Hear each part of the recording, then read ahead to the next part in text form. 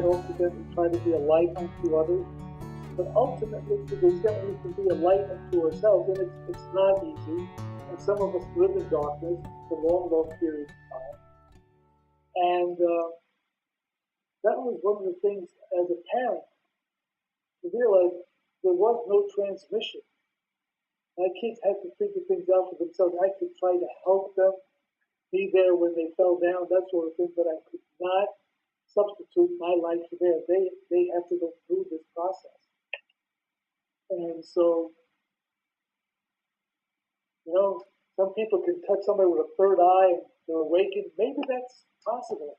I can't do it, and no one's done it to me yet. But it is, we are energy beings. We are energetic, and I do believe that there probably is some exchange of benefit when people lay hands on other people if they're of a certain type. And doctors in surgery in very crude fashion are doing the laying on of hands. And so a certain healthy skepticism, I think, is worthwhile to keep, because there are a lot of folks out there who are willing to sell you on your insufficiency in something. You could be a little thinner, you could be a little younger, you have a little more darkness in your hair, you could be a little wiser, you have a little more real estate, a little more this, a little more that. And that's what this advertising world that we live in. Get the new car, get the next thing. It's always where you are is not enough. But in point of fact, it's all there is what's here in the present moment. I mean, this is it. And so, you got to keep an eye on the bamboozlers.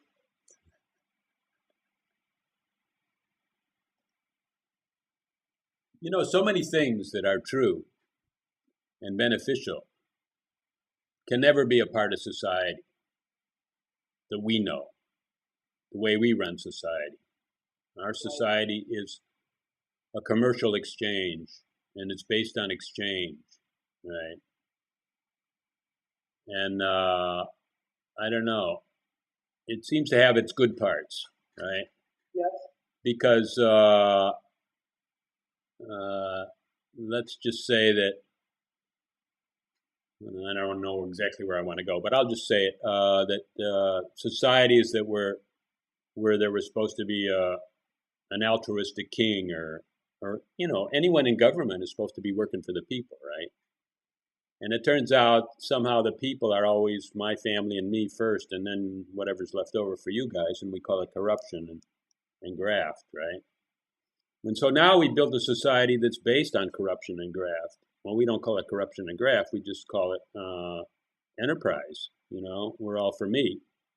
And then we've built something that doesn't risk corruption and graft because everyone's just working for themselves anyhow. And then we know that, at least it's out in the open and up front, right? And so we've got this society that really can't consider so many things that are really beneficial. Okay, like let's say that herbal medicine. Herbal medicine can be grown in the backyard if you've got the right climate, right? But there's some kind of medicine that can be grown in your backyard. And so really nobody can profit by it. And so therefore nobody's going to develop it, and nobody's going to really try to train people in it. It would have to be some kind of a altruistic government or some NGO or something that wants trying to help village people in developing world that says, hey, you can have some of your own medicines and grow these herbs. But commercially, anything that is abundant has no value, and it can't be touted by anyone on our kind of society that it's all commercial. And even the government's commercial because the government has to attract investment and attract business and attract the way we got it wired, has to attract economic activity. And so then it's working for the buck too, and I'm not trying to say that's wrong, it's just the way we're at. And so then actually money is the author of scarcity, because anything that's not scarce is not worth anything. And so that if I'm a company, if I'm a business, I have to make something that's in short supply, that has a demand, right? And so then if everyone gets one, I have to change the model. Or I have to make it so that these refrigerators don't last 20 years anymore. They conk out in 8, right? And that anyhow, or otherwise, technologically, I have to build a new kind of a need, something that's got way more megabits in it and screened with lots of pixels and all kinds of things. So that money is scarcity. And so that we live in this kind of a warp, right? It's not true, but it's our daily experience. And that's one thing we can accept. It is, and that's a big one. That's a big one, Richard, because that is the kind of society we seem to be living in. And it works through and communicates to us through the media. And you see the price of oil go up and down, and you see scarcity here, and you see things happening, and this artificial creation of demand, and we'll supply it because you needed it. And it is not totally helpful, but it's the reality, it's the current reality that we have. And each one of us, to the extent that we can, treat others with respect or with kindness or with empathy. And not everybody's going to do that. Some people are going to be takers. I remember when I was in management, I used to be the guy who always said, "Attaboy, good job." I was really good that way. And they said, "Tony, you got to learn to use the stick. You can't always be giving them the carrot. And don't take it personally, You got to use the stick, because if you're dealing with a guy who all he understands is the stick, if you give him the carrot, he'll take the carrot, he'll give you nothing in return. So you got to give him the stick and don't take it personally." And that was really difficult for me, because I was very much a believer in positive reward. But there were carrot sticks out there, and I had to learn these are the pressures, these are what happened, this is what's happening, what's going on now. And so my kids, who are they're in their 20s, have been living economically in these trying times, where uncertainty for them is something that they have to live with. And here we are, mother and father, being able, where we were, to put something aside to be able to have retirement for now. Who knows what it's going to be like in 2 years or 3 years, and different changes go on. And so the best we can do, the best I feel I can do, is to stay in awareness and to create space around the people I'm with to be themselves, in a sense, to be willing to find out who and what they really are. And that's a tricky one, because bottom line for me, using language, I don't do that self-inquiry, who am I? The inquiry that I've been doing is, what am I? Not a self, not a person, and not the mind-created sense of owning, not the mind-created sense of owning. I'm something underlying that. And what that is formless awareness. And how I was able to come to that experience, I have formless awareness, is that I had 2, maybe 3 spontaneous experiences where, looking back on it, it was an out-of-body experience. So there was this sense of I-amness that was not in total 100% embodied in the form. And so, but I floated above the form, and that was formlessness. So I've come to this, I've got a temporary shelf life in this body. And we all have temporary shelf lives. From 24 hours, 24 years, 50 years, 60 years. It's temporary. And one of the things that I've come to look at, and I just posted on Never Not Here, is that living and dying happens at the same time. Opposites coexist at the same time right now. Right now, I'm living and dying. And for those folks who are concerned, and they go to some meditation classes with elderly folks, and they are hoping that meditation will help them with facing death. And I said, I don't talk to them this way because I try to reach people where they're at, talk to them where they're at. And if they're not there, I'm not going to force it on them with my words. But it's just a biological fact for me. So instead of worrying about dying, what I found is that dying is very much like living. And here it is. And it's not a morbid idea. It's just a fact for me. It's one of those little truths for me, comparable to the truth of impermanence. And, this idea of transformation and awakening. Well, in the world of impermanence, I'm always transforming. I just don't see it because I think I should be transforming in a certain direction. If I don't transform in that direction, well, then it's not happening. But every day, all of us, because impermanence in form, in matter, is one of those basic truths. Nothing stays the same. No insight remains the same. My body doesn't stay the same. The house doesn't stay the same. The job, nothing. And the problem is when I hold on to something, I want it. You know what stays the same? What stays the same? Spiritual truths. Yes. Concepts. Yes. Concepts are the only thing that stays the same. And I have a concept about me, which ties me to yesterday, right? The me that is my concept is the only continuity I have. Otherwise, moments are not integral. It's just one. But it does have sequence. That's a new word I made up. I don't think I've ever heard anyone say it, but I haven't really written it yet. It came to me to write, something about sequence.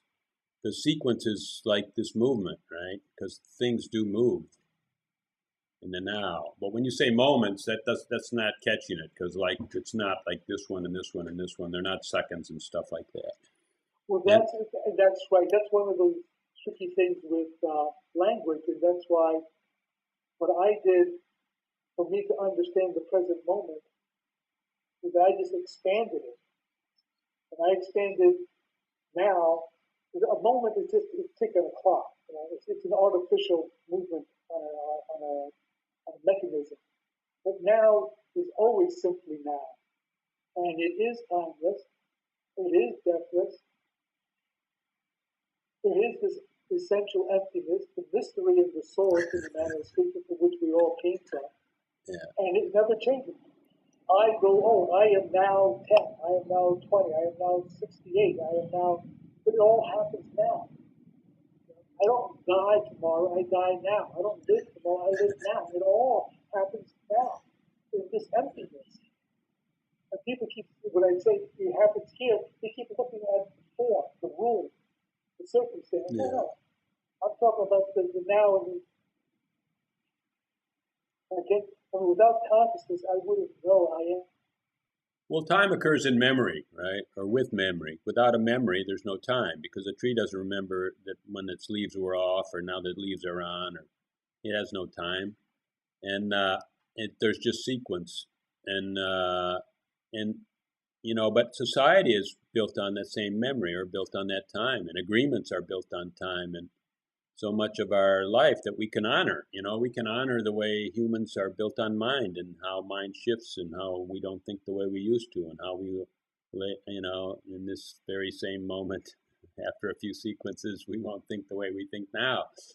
And so then all those thinkings, they're shifting sands, and there's not a lot of reality to them, as far as what spiritual speak defines reality as. But that's what the game board that we're living on, right? Called our society, our family, and our growth, and it's all a part of humanity, which is that spaciousness that can embrace that whole thing.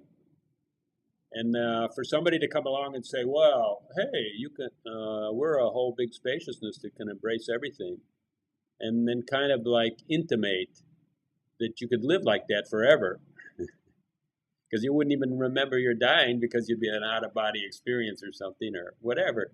I mean, they're just kind of like they want to get off the playing board, right?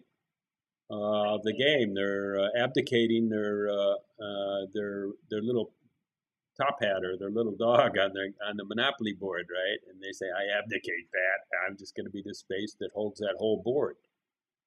And so they don't want to play. Well, that's okay. And somehow they find other people that don't want to play. They're tired of being hurt, I guess. And so then they all go live in spaciousness. But spaciousness is just a parenthesis. It's the parentheses, that all the wonderful things happen in, right? And that all your creativity happens in. Of course, you can't create because, well, you can't create the space. The space is already there, right? But everything in there you could create. And how you do it is with thoughts and ideas and words, and agreements. Hey, you do this and I'll do that. We'll start a company. He'll go get the money. We'll make this product. They got this idea. He does the tooling, and then we start to try to sell the damn thing. And if anyone wants it, maybe we can. Well, you got it. I mean, that's when you talk about sequencing and movement, well, that's what this is. It's all this movement within this apparent emptiness and spaciousness, and it's exactly some people. And I was one of them, wanted to get into that transcendent awareness where I could leave this world with all this mess behind it, get off the playing field. And that switched around for me. No, I mean, this is the playing field. Let me get to know the playing field. And, if you want to talk about multiverses, okay, they're multiverses. There's not one universe, there's many universes and whatever. And, I like what you said about the spaciousness. We're going to live in spaciousness. No, we're living in spaciousness right now, and it's not a special spaciousness. It's our ordinary spaciousness. So we were talking about self-talk, right, and being aware of your self-talk, and so much of it is so easy because it's like all your teachings and all your beliefs, right, and all those things you aspire to. They're all parameters for judgments, they're all benchmarks that you judge yourself against. And am I at the space yet, or do I have thoughts? Oh my God, I've got thoughts, and I'm worried about my thoughts even. Not only the thoughts are worrying, but I'm worried that I have them, right? That's just one more worry on top, right? And then, I don't know, somewhere, do you ever get to a point where you realize that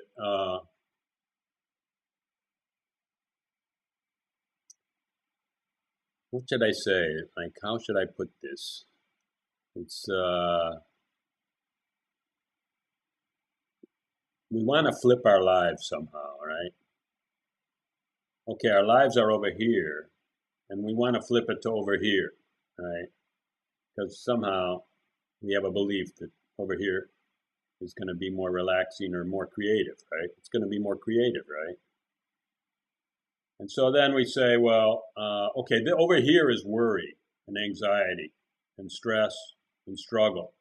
And over here is peace and bliss, and satisfaction, right?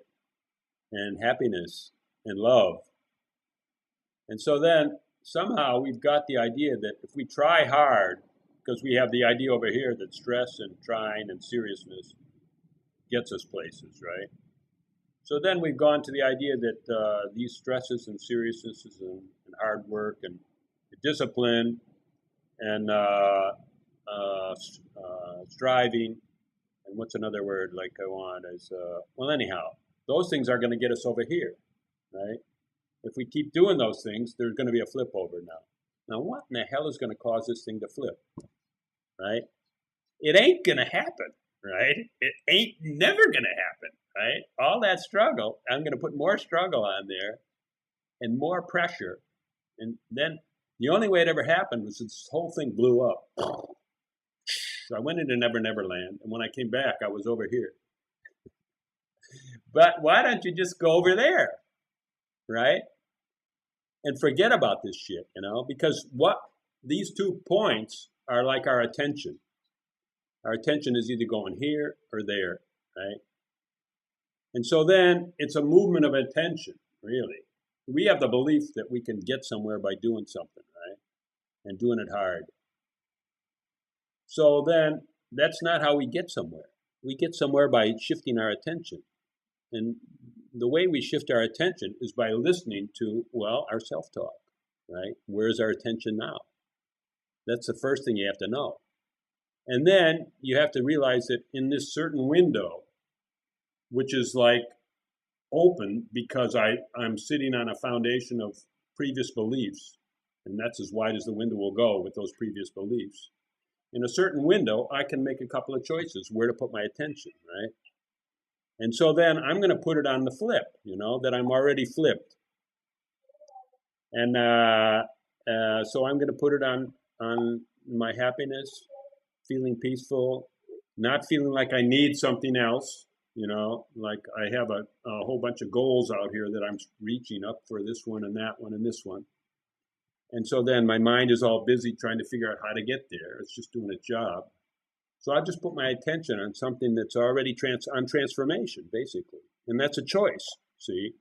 And when do I make that choice is when I am listening to myself speak and saying, oh, I'm back down here again, And so then and each time I choose. And it's not like, okay, I chose Jesus and now I'm a reborn Christian. You have to choose Jesus every minute, every second, right? Every time it comes to you that, oh, I'm down over here in anxiety, I'm going to go over to here to satisfaction and peace. And the way you do that is by watching your access point. What is your access point? Is your contraction. And the contraction is something you can feel because you have a body, right? And that's really cool because you could be disembodied and you wouldn't really realize what you're thinking because you'd have no measurement, no signpost to feel it. And that signpost is your contraction. You watch your contraction, and then you just kind of watch the story you're telling that creates that contraction. And the story is that I'm down here and I should work harder to get over here. And then you let that story go and say, I choose to be over here. It's your choice point. You make a new story, which just lets go of the body, and you are over there. And then that's the only way, as far as I can see, that's the only way to flip, There's no way that being unhappy is going to flip to being happy, I just have to choose it. And so then that's what I try to tell people. That's what I try to tell people. Well, that was I think you hit on something very critical on that flipping aspect. I like that a lot because it resonates with me. It's familiar to me with the idea of a shift in perception. And the shift from one side to the other side, for me, is very much like the Gestalt concept of background and foreground. And they have those little paintings where at the same time in the same painting, there's a painting of an old lady. If you look at her one way, and if you squint your eye and look at her the other way, there is a young lady. So what was background becomes foreground, and what was foreground becomes background. So if the background is happiness and the foreground is unhappiness, a shift in perception can make the flip. And they also used to have these photographs, these paintings. They look nothing like, they're just a whole series of dots. But if you crossed your eyes, you saw a three-dimensional figure, like dinosaurs, Stegosaurus. And it was almost physiological. If you squinted, you could see them. If you blinked regular, it went back to this crazy picture. So I think reality is like that to a certain extent. And the shift in perception doesn't mean I have to get intellectually smarter or more educated. I have to learn how to look. I have to learn how to listen to that self-talk that's going on in the head. And that's why on a certain spiritual level, you fool around with the projector. And the world is the screen on which we project our anxieties and everything. If you want to change the picture, you can go out there and change the illusion. which the illusion is not like a hologram to me. The illusion is sort of like a stage prop for a movie. You have a real house with a front, and you've got uniforms and roles to play, stuff like that. And you can go out there and try to modify that, or you can modify who you are. You're the projector, the images that you project. And what I've come to realize is it's a combination of both. Part of me has to go out there and try to modify what's happening in the world, move things around on the playing board. And the other part is to modify how I look at it. And it does involve where you pay attention to. If I'm paying attention to the background in that painting, all I see is the old lady. If I pay attention to the foreground in that painting, now I see the young lady. But they both coexist in the same picture frame. And so happiness, unhappiness coexist in the moment for me at the same time. So yes, there is something here. I mean, that's like a basic premise, right? Something's here. Otherwise, this whole discussion, this whole life, this whole, movement, I don't know. Would anyone know about it if nothing was here? Yeah, I mean, is this just totally an illusion and we're just dreaming everything? No, there's something here. But then onto that something, we're pasting a lot of our old stuff, which is not even our stuff. It's just our collective, right? We paste the collective on there. That's the game board we're on. And then that's all our judgments. And then those judgments are stories that make us either contracted or open, right? And then, so then all we're trying to do is adjust our judgments so that we live in an open space. Well, why? Because we like it, number one. And number two, I don't know, we got a theory, we have a belief, or let's just say we want to run an experiment. We want to run an experiment and see how the sequence of the now will roll when our body and our mind is open, and open, like you said on your mind, the moment you know something, you stop investigating there. So then we have to watch like our storying, which closes our body, and our meaning, which closes our mind. When we give something meaning and say, oh, yeah, this means that, okay, finish, end of story. Next, what's next? So then we just watch our meaning and watch our stories, and then like the signposts, we watch the signposts are basically the contraction in our body, and then I just call it an experiment. Let's just run a new society, a new experiment. Let's have some friends, and let's get together and let's live a life where we kind of tell good stories to ourselves. Our self-talk is opening and expanding. And then if there is such a thing as enlightenment, if there is such a thing as magic or a guru or energy, or someone's going to touch our third eye, well, let it happen in that openness, right? Won't we be more ripe for whatever's going to happen out of the mystery if we live in an openness? So many enlightenment stories are all about the closeness. Close, close, close, close, close, and then burst. It's all about a bursting point, right? And I don't know.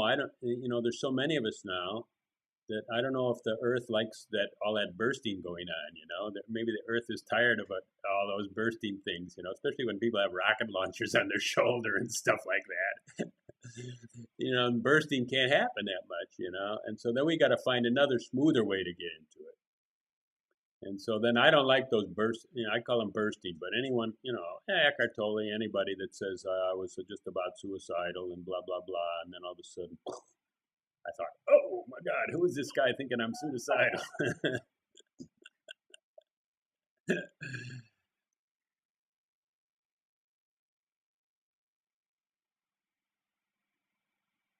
Well, there is something happening. And it's happening in small pockets.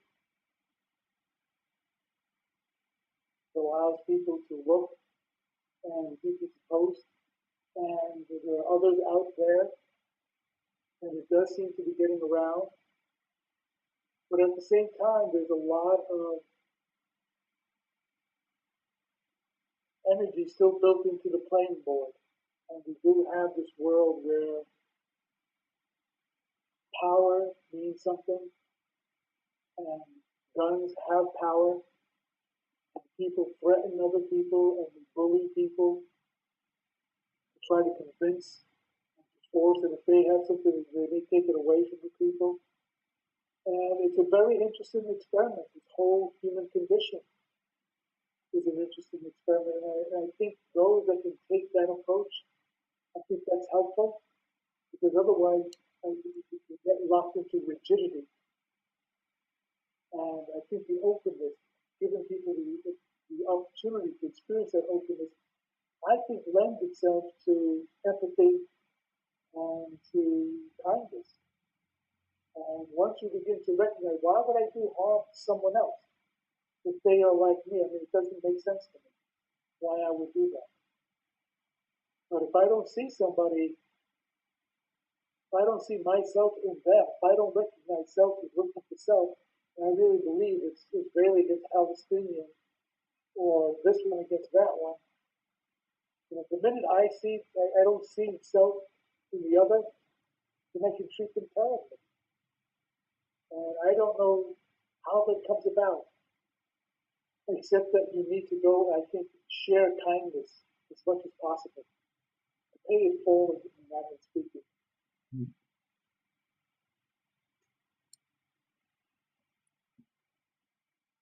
You know what's in my consciousness a lot these days is like empowerment and disempowerment, and it all has to do with self-talk, right? And the belief structures. And empowerment has to mean that I can live on the playing board that we're talking about. So it's the mental part of humanity. It's my power because I'm already living in the essence part of humanity, and I'm, on the mental part of humanity. I'm engaged and I'm disengaged, and I'm disengaged and I'm engaged, and I've got a lot of takes on whether it's good, bad, or indifferent, and who's got the power and who's got the drugs or whatever. So often we're talking about, political power and conflict in religions and struggle of nations.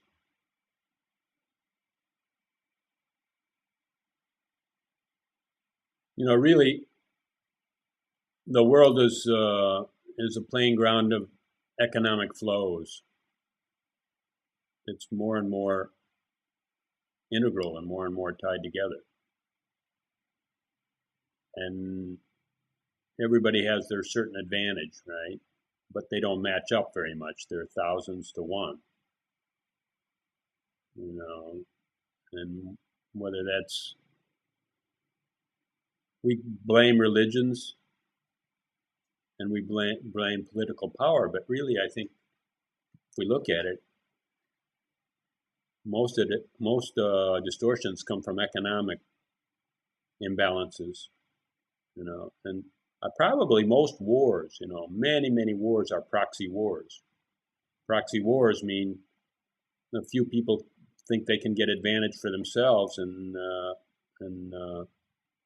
they can ally with somebody that's going to feed them arms and say, hey, run this war. And then we'll say, oh, the commies are winning over there. We better feed the rebels. And so then there's proxy wars that have been all over the globe. Basically, it's an economic game. And it's played by, the blood and guts of it is played by the innocent people, and the economies are the ones that are actually pulling the strings and making it all happen, and blowing up the aggression and making it look like it has some chance to succeed. And I don't know. I'm not going to dedicate my life to fight that, but I think it's worth acknowledging. I think acknowledgement is such an important part of growth, to say what's really happening on our game board.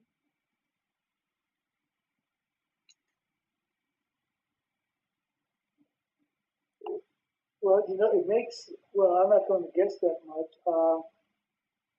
You said what's going on in your consciousness now, currently, and for some time now, is this idea of empowerment. How did that enter into your journey? Because my feeling, to the extent I'm looking at it from the outside, there was a time when you were in Chicago, something presented itself in your mind as a possibility, and next thing you were in Australia, New Zealand, now you're in Thailand. And that's a certain kind of empowerment to physically move you literally around the globe. And in that movement, you had to learn to go to the airport, deal with flights, meet people, make arrangements for living quarters, going on to the next one, your camera equipment. And that it takes quite a bit of energy to make all of that happen. And it starts in your self-talk, how you get up in the morning. And I don't know whether you have a to-do list, and you move things along. That's really what I want to talk about with empowerment. I guess I got kind of lost. And but what we say in our teachings either empower us or disempower us in our ability to play what should we call it? I don't know. Let's just call it the agreement game, which is a verbal game. And I think that verbal game is an important part, for maybe we're lost in the verbal game, right? Because you even said before you retired, you were just all into the who's getting what done and am I managing correctly, right? And we get lost in it. And so then it's worthwhile to meditate, to take a course, to go on retreat, to find a few gurus, to find some other ideas that, hey, really we're all here already. And that actually all our satisfaction's here already too, and that we're lost in the agreement game. And the agreement, depending on the culture of the company, like you said, there's the carrot guys and the stick guys, and if you get into a stick company, you're always feeling blue, right? And you start to believe after 20 or 30 years, like, okay, the world is a blue place, and who's got the biggest stick? And you might be that way in some war-torn countries too. And so then it is worthwhile just to break that cycle. But when you finally broke it and realize that you're here and it's okay, and that things are happening, and especially that millisecond that they slip into memory that they're finished. There's no way they're going to change, right? That memory's there, right? And you can interpret it differently. But anyhow, there's nothing to fight on that, right? There's nothing to do but accept that. But that little tiny bit that's happening right now, you don't have to accept that whatsoever, right? You might get the feeling like, oh, these guys are not treating me fairly. I'm going to take my ball and go home when you were a kid, right?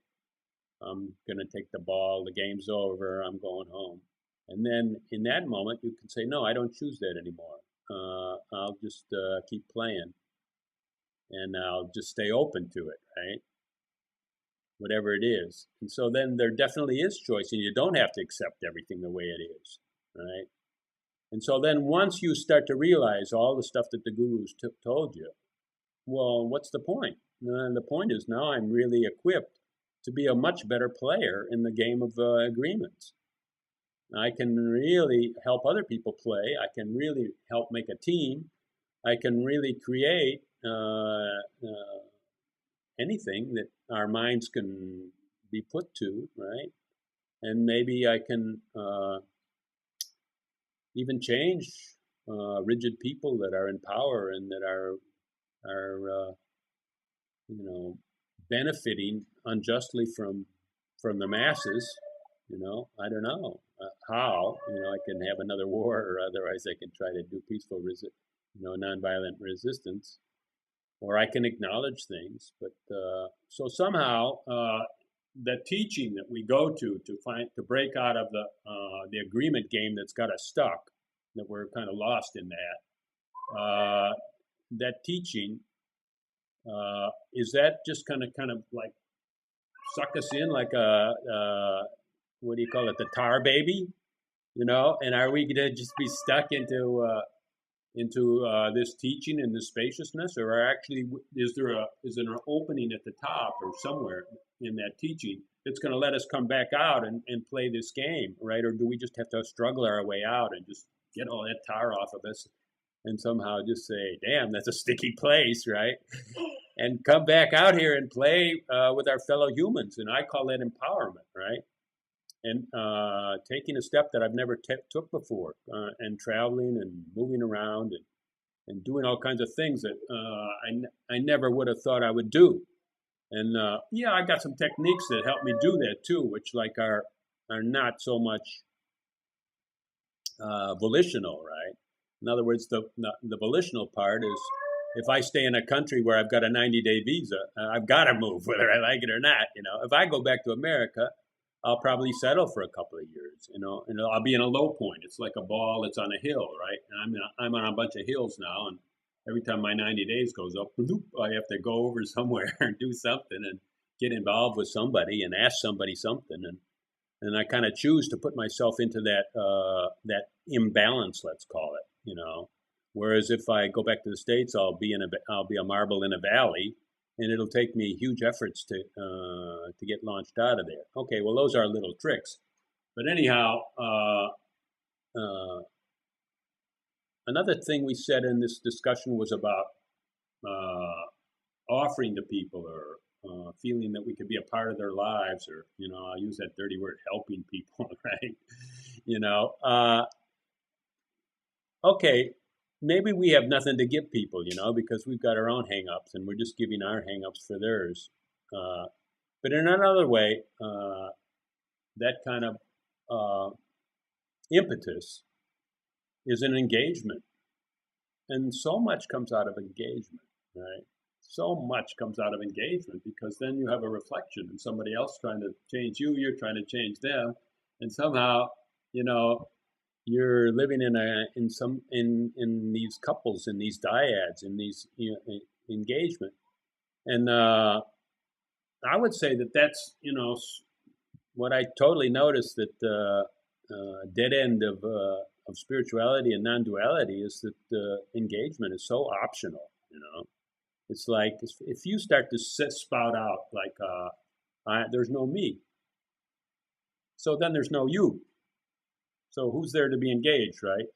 And then you can say this bullshit that we're one, right? And so we don't need to engage, right? It's all excuses. Say don't go out, don't express, don't express yourself, right? And you're writing, you're expressing yourself. I've been doing these movies and stuff. I'm expressing. I totally believe in expression, and I totally believe in engagement. And that teaching is so anti-engagement, and so says that you're sufficient. And even people like Eckhart Tolle, they make up these things that say you're a frequency holder. Just stay in your meditation. You're a frequency holder, and you can live in a closet, right? And you're serving the world by holding this high frequency. So they say don't bother getting engaged. You can do so many good things without ever touching anybody in the world. In fact, just stay in your little cell. And don't bother us by stuff, though. And that's disempowering. It's so disempowering, non-duality. Unbelievable. Once you learn that you're not stuck in the game of agreement, go out and participate in the game of agreement. Buddhism is totally different. Just a little thing I read you, it says, don't believe anybody, don't believe anything, don't follow anybody, don't follow me, figure it out yourself. When you'll know, and get into your own process, and that's totally empowering, right? That part of Buddhism. There's other parts probably that I don't know. I'm not a student of Buddhism, so I don't really know what's going on there. But those parts, really, there's nothing to teach there. It's just a stimulus to go out and do it. To be engaged, to participate, to serve your fellow man, to serve society. Whether that service is worth anything or not. It is worth something because it's your engagement and it's your reflection and it's how your process moves forward, right? Even if you stumble and bumble and I don't know, you give something to the monks, they give them sticky rice. Well, that sticky rice probably kills them. I don't know, maybe it's a bad diet, but somehow you're engaged. So anyhow, how about that? Well, I think you actually, I think you hit some critical areas right there too, because if, when I started to read these things initially, I couldn't help but feel that I was falling into a solipsistic universe where it was all about me. I was in this spaceship by myself. But when I look at how the world works and how opposites coexist, then life is interaction. It is interaction. That's how you see light from dark, this from that. It is in the interaction back and forth. It is not in the isolation. It is not in the staying apart. It is, you've got to have, or not, depending on where you are, certain social skills.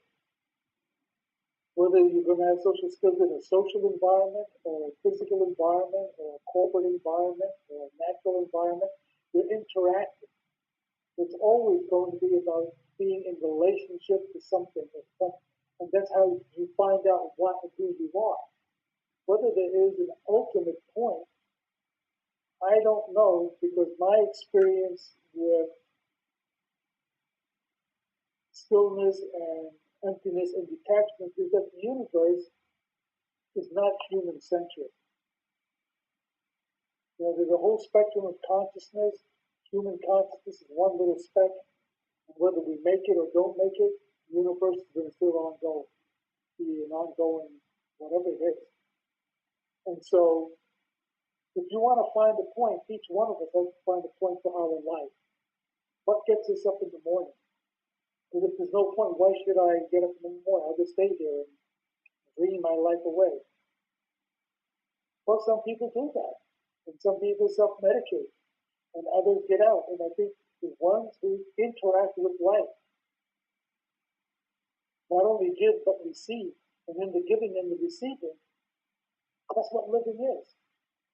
There's also the going into hermitage and removing oneself from life, and maybe that's one way of existing. But I think each one of us has to figure out, is that the way we want to go?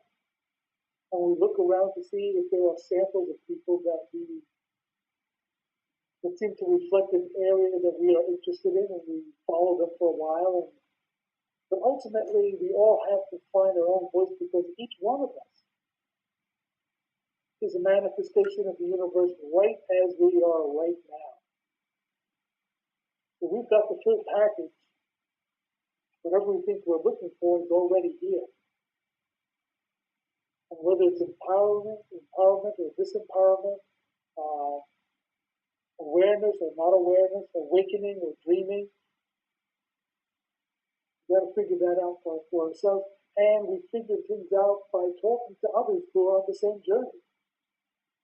How's it going for you over there? Some days are better than others. Or, this is pretty good. That's like you said earlier. One guy comes up with an idea, you get somebody else who can execute and produce it, you get somebody else who can finance it, maybe you can make something happen. Yeah, it's not always spiritual enlightenment. It can be this physical manifestation of awareness. It's not always this manifestation of beliefs and assumptions that I'm better than you, or you're better than me, or I'm less than you. And we got a lot of people out there ringing their bells on street corners. I got an answer for you. I've got this special juice here. Just say the secret mantra, and you're going to be in bliss all day long. But I have to give credit to you, Richard, because it sounds not only have you put yourself in a place to receive all kinds of information, which is being put in a place where you have a lot to deal with, to filter, to let settle in, and you have, from my perspective, you have discovered your own voice, which is nice to hear and see. I really enjoyed listening to you, right? And I don't know, boy, I probably never really had a talk like this, right? Where each of us have talked so long, right? Each of our talking periods have been kind of long, and yours, I don't know. I just never wanted to stop you because you were just, those were the words that were coming out of my mouth. I think this guy really is like me. He's come to the same discoveries as I have, and I just had to listen. And it wasn't even like I was writing things down and trying to figure out, oh, remember these points because I got to respond to that, and I got to respond to this, and I got to respond to that, because they were all like, I knew them all already, right? And so there's kind of like a miracle about you and me are kind of like really on the same track. Well, I have to admit too, I haven't had this kind of a conversation with anyone on this kind of extended time or this depth in many, many years. I just don't find where I currently am looking people who are entertaining these kind of considerations or investigations or inquiries. And that's why, again, I think your website is terrific. It does provide a forum and an opportunity for those who want to do it, and for those who just read and don't post. Well, they have that conversation going on, their own self-talk going on, and a seed that's planted on the calendar in 1 month may give flower and blossom, a year down the road. Who knows when it'll come? So I can't force my ripening, my maturation. It happens when it happens, if it's going to happen. And my job, in a sense, is trying to be present. Yeah.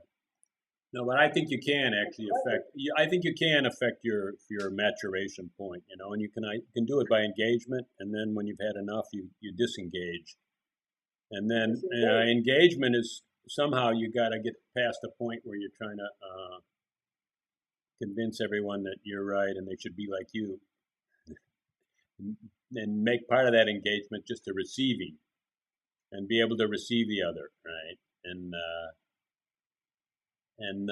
then somehow watch what comes up to you, because like a lot of what's important at a certain stage in our life is if we agree or disagree with others.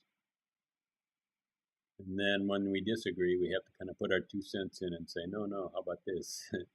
I kind of like to do that too, to put my 2 cents in and say, well, what about this? But not necessarily to get anywhere, but just to kind of like mix it up a bit. And or maybe, I don't know, I mean, I'm trying to discover too, and I think that two people can really discover together if they're just kind of receiving each other and then really listening.